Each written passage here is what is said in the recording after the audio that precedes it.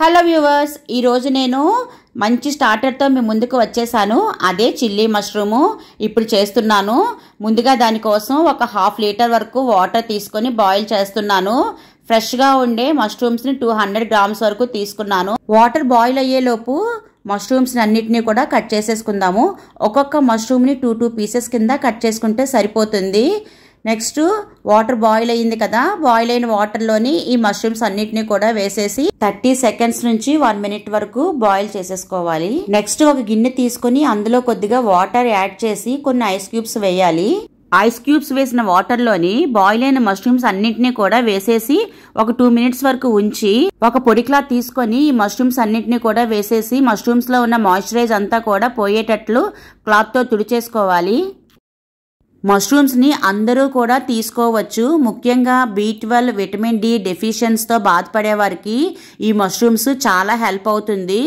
తక్కువ క్యాలరీస్ ఉండి ఎక్కువ శక్తినిచ్చే ఈ మష్రూమ్స్ని వారానికి ఒకసారైనా సరే మన ఆహారంలో చేర్చుకుంటే చాలా మంచిది. ఇప్పుడు నెక్స్ట్ ప్రాసెస్లోకి వెళ్ళిపోదాము. ఇప్పుడు మష్రూమ్స్కి పట్టించడం కోసం కోట్ అనేది ప్రిపేర్ చేసేసుకుందాము. దీనికోసం నేను ఒక ఎంటీ బౌల్ తీసుకొని 2 టేబుల్ స్పూన్ మైదా, 2 టేబుల్ స్పూన్ కార్న్ ఫ్లోర్, రుచికి సరిపడా సాల్ట్, 1/2 టేబుల్ స్పూన్ వరకు కారం, ఒక 2 to 3 పించెస్ వరకు మిరియాల పొడి, ఇవన్నీ కూడా బౌల్లో వేసేసుకొని బాగా మిక్స్ చేసేసుకోవాలి స్పూన్ సహాయంతో. నెక్స్ట్ స్టవ్ వెలిగించి ఒక కడాయి పెట్టుకొని డీప్ ఫ్రైకి సరిపడా ఆయిల్ వేసుకోవాలి. ముందుగా ప్రిపేర్ చేసి పెట్టుకున్న మైదా కార్న్ ఫ్లోర్ మిక్స్లో మష్రూమ్స్ అన్నిటినీ కూడా వేసేసుకొని కోట్ చేసుకొని ఆయిల్లో ఒక్కొక్కటిగా డ్రాప్ చేయాలి. స్టవ్ మీద డీప్ ఫ్రై చేయడానికి ఆయిల్ పెట్టినప్పుడే మనం ఈ కోట్ అనేది ప్రిపేర్ చేసుకోవాలి. అదే ముందుగానే ఈ కోట్ ప్రిపేర్ చేసి మష్రూమ్స్ కనుక పట్టించినట్లయితే మష్రూమ్స్లో ఏమైనా తడి ఉంది అంటే మష్రూమ్స్కి కోట్ అనేది బాగా పట్టదు. నెక్స్ట్ మష్రూమ్స్ అన్నీ కూడా లైట్ గోల్డెన్ బ్రౌన్ కలర్ వచ్చే వరకు ఫ్రై చేసుకొని ఒక ప్లేట్లోకి తీసేసుకోవాలి. నెక్స్ట్ 1/2 an hour ముందు నేను వేడి నీటిలో 5 డ్రై మిర్చిని సాక్ చేసి చల్లగా అయిన తర్వాత అవన్నీ కూడా మిక్సీ గిన్నెలో వేసుకొని మెత్తగా పేస్ట్ లాగా చేసేసుకున్నాను. మిక్సీ పట్టగా వచ్చిన ఈ పేస్ట్ అంతటిని కూడా నేను ఒక చిన్న బౌల్లోకి తీసేసుకుంటున్నాను. నెక్స్ట్ ఒక చిన్న కడాయి తీసుకొని ఆ కడాయిలో ఒక 3 స్పూన్స్ వరకు ఆయిల్ వేసుకొని ఈ డ్రై మిర్చి పేస్ట్ ఉంది కదా అదంతా కూడా వేసేసుకొని దానిలో తడి లేకుండా దగ్గరగా ఫ్రై చేసేసుకుంటున్నాను. ఫ్రై అయిన పేస్ట్ అంతటిని కూడా ఒక చిన్న బౌల్లో తీసేసుకొని పక్కన పెట్టేసుకుంటున్నాను.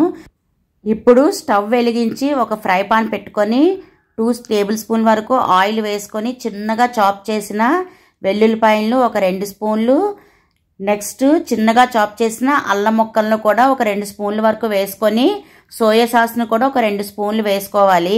ఇవి కొద్దిగా ఫ్రై అయిన తర్వాత ముందుగా ప్రిపేర్ చేసి పెట్టుకున్న రెడ్ మిర్చి పేస్ట్ ఉంది కదా అది కూడా ఇందులో యాడ్ చేసేసి కలిపేసేయాలి. రెడ్ మిర్చి పేస్ట్ వేసిన తర్వాత కలుపుతూనే ఉండాలి, లేదంటే అడుగు పడుతుంది. తరువాత ఒక పెద్ద ఆనియన్ తీసుకొని పెటల్స్ లా కట్ చేసుకొని అవి కూడా ఇందులో యాడ్ చేసి కలపాలి. ఆనియన్స్ కొద్దిగా ఫ్రై అయిన తర్వాత క్యాప్సికమ్ ముక్కల్ని కూడా సన్నగా కట్ చేసుకొని అవి కూడా ఇందులో యాడ్ చేసి కలుపుతూ ఉండాలి. చైనీస్ ఐటమ్స్లోని ఎప్పుడూ కూడా వెజిటేబుల్స్ని ఎక్కువగా ఫ్రై చేయకూడదు. ఈ స్టేజ్లో ఉన్నప్పుడే రుచికి సరిపడా సాల్ట్ కూడా వేసేసుకొని ఒకసారి కలిపేసుకోవాలి. సాల్ట్ వేయడం వల్ల క్యాప్సికమ్ ఆనియన్ కూడా త్వరగానే ఫ్రై అయిపోతాయి. ఈ ప్రాసెస్ అంతా కూడా స్టవ్ ని మీడియం ఫ్లేమ్ లో పెట్టి మాత్రమే చేయాలి. క్యాప్సికమ్ ఆనియన్స్ కొద్దిగా ఫ్రై అయితే చాలు. నెక్స్ట్ 1/2 కప్ వరకు వాటర్ ని యాడ్ చేయాలి. వాటర్ ని యాడ్ చేసిన తర్వాత ఒకసారి గరిటెతో కలిపేసుకొని 1 మినిట్ వరకు ఉంచి 2 పించెస్ పెప్పర్ పౌడర్ కూడా యాడ్ చేసేసి ఒకసారి కలిపేసుకోవాలి. నెక్స్ట్ చిక్కదనం కోసం కార్న్ స్టార్చ్ అనేది ప్రిపేర్ చేసుకోవాలి. ఈ కార్న్ స్టార్చ్ ప్రిపేర్ చేసుకోవడం కోసం నేను 1 టేబుల్ స్పూన్ కార్న్ ఫ్లోర్ తీసుకొని 4 టేబుల్ స్పూన్ వాటర్ యాడ్ చేసేసి కార్న్ స్టార్చ్ ప్రిపేర్ చేసేసుకొని అది కూడా ఇందులో యాడ్ చేసేసి ఒకసారి గడ్డితో కలిపేసుకుంటున్నాను.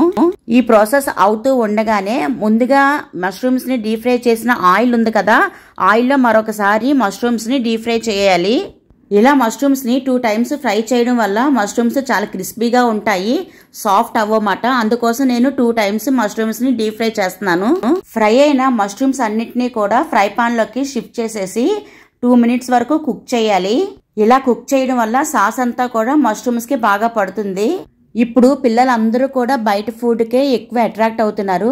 అదే ఫుడ్ని కనుక మన ఇంట్లోనే ప్రిపేర్ చేసి పెడితే పిల్లలు చాలా హ్యాపీగా ఫీల్ అవుతారు, హెల్దీ కూడా కదా. ఫైనల్గా చిన్నగా చాప్ చేసిన కొత్తిమీరతో గార్నిష్ చేసేసుకోవడమే. అంతేనండి, చిల్లీ మష్రూమ్ రెడీ అయిపోయినట్టే. వావ్, చాలా చాలా బాగుంది. చూడడానికే బాగుంది అనుకుంటున్నారా? తింటే కూడా చాలా బాగుంటుంది. ట్రై చేయండి, డెఫినెట్గా మీకు నచ్చుతుంది. ఇలాంటి మంచి మంచి రెసిపీస్తో మీ ముందుకు వస్తాను. This is Roja signing off. Bye.